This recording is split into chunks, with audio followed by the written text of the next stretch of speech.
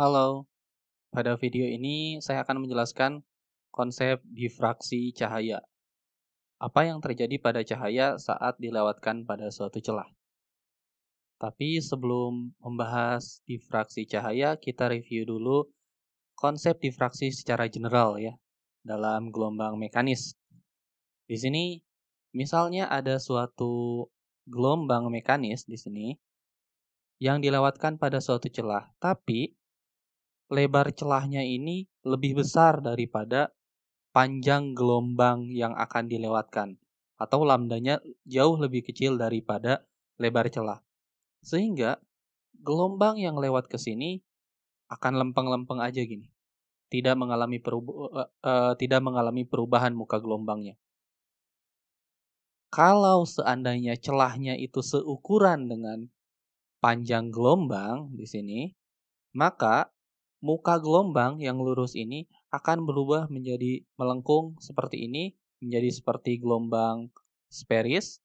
Muka gelombangnya mengalami pelenturan dan fenomena ini disebut difraksi, pelenturan gelombang. Jadi muka gelombangnya berubah mengalami pelenturan akibat gelombang melewati celah yang celahnya itu seukuran dengan lebar panjang gelombangnya. Kalau celahnya kita perkecil lagi, maka gelombang setelah melewati celah ini terlihat sekali perubahannya seperti ini. Seolah-olah celah ini adalah sumber gelombang sferis yang baru. Seolah-olah seperti itu. Nah, ini konsep difraksi secara general, secara umum ya. Maka apa yang akan terjadi pada cahaya kalau dilewatkan pada suatu celah? Ini prediksi kita. Kalau cahaya kita lewatkan pada suatu celah yang misal lebarnya A dan di sini diletakkan layar, maka akan terbentuk pola seperti ini yang pola seperti celahnya. Ya, jelas ini akan terbentuk seperti ini kalau ukuran celahnya jauh lebih besar daripada ukuran panjang gelombang cahaya sehingga muka gelombang cahayanya tidak berubah. Sama seperti kotak ini. Tapi nyatanya kalau ukuran celahnya itu jauh lebih kecil daripada ukuran panjang gelombang cahaya, justru fenomenanya malah seperti ini. Di layar terbentuk terang pusat di sini yang sejajar dengan celah dan pola gelap terang di atas dan di bawahnya. Seperti itu. Kok bisa ya seperti ini? Fenomenanya emang gimana? Oke, kita bisa lihat fenomenanya pada video ini ya. Lihat, nonton video di video. Ini sumber videonya ada, kalau kalian mau lihat langsung dari sumber videonya boleh. Ini ada laser warna merah yang dilewatkan pada suatu celah yang lebarnya dapat diubah-ubah. Nah, seperti itu. Celah saat lebar celahnya besar, ini tampak hanya seperti celah, satu garis aja. Tapi apa yang terjadi kalau lebar celahnya kita ubah-ubah? Lihat di sana. Nah, itu kalau lebar celahnya besar sekali. Ini lebar celahnya kecil, sekarang dikurangi, lihat. Tampak pola terang, gelap, terang, gelap, terang, gelap seperti itu. Nah, sampai suatu titik terbentuk terang doang gitu ya. Nah, ini kalau dikurangi lebar celahnya terlihat gelap terang terus dan sampai hilang nanti. Kalau kan tertutup kalau dikurangi terus. Intinya mirip seperti interferensi ion ya, terbentuk pola gelap terang seperti ini. Dan terang itu kalau maksimum di sininya intensitasnya dan gelap kalau intensitasnya minimum. Sama seperti prinsip interferensi celah ganda. Nah, kenapa bisa terbentuk pola difraksi padahal kan hanya ada satu celah, tidak dua celah, sehingga tidak ada interferensi seperti itu. Nah, kita bisa menganalisisnya dengan menganggap semua gelombang cahaya yang melewati celah ini merupakan satu sumber koheren. Frekuensinya sama, iya karena mereka satu sumber. Kemudian, pada setiap titik dari celah ini, kita anggap sebagai sumber gelombang baru. Ini titik. Dalam kasus ini saya anggap ada 5 titik kayak gitu. Ini hanya pemodelan saja. Nyatanya bisa sampai ribuan titik di sini.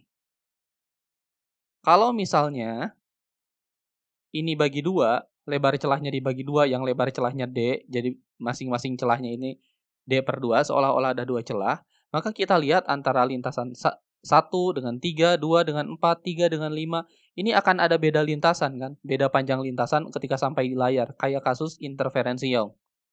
Beda panjang lintasannya segimana? Sebesar ini. Ini tuh sebesar D/2 sin theta kan kalau ini sudutnya theta.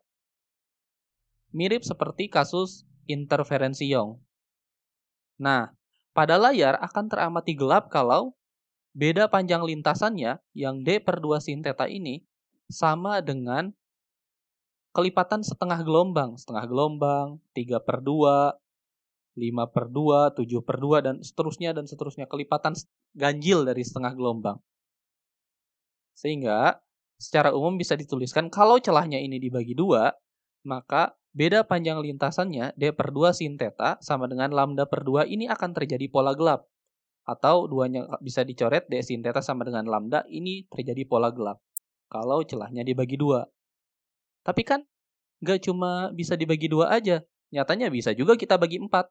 Sehingga kalau dibagi 4, beda panjang lintasannya bukan lagi D/2, tapi D/4 sin theta, karena kalau ininya kita bagi 4. Sama, akan terjadi gelap kalau di layar itu beda panjang lintasannya sebesar lambda/2. Atau jika dicoret, di sini diperoleh D sin theta sama dengan 2 lambda.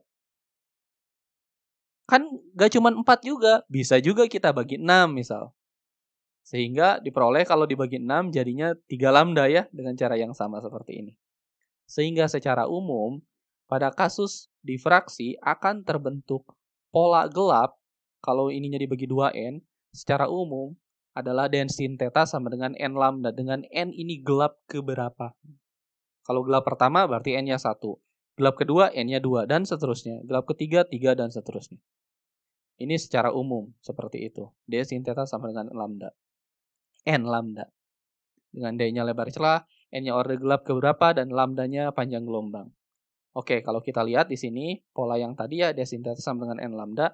Nah, sin theta-nya kan pasti sudut kecil, sehingga kita dekati dengan tangen theta, seperti kasus interferensi Young.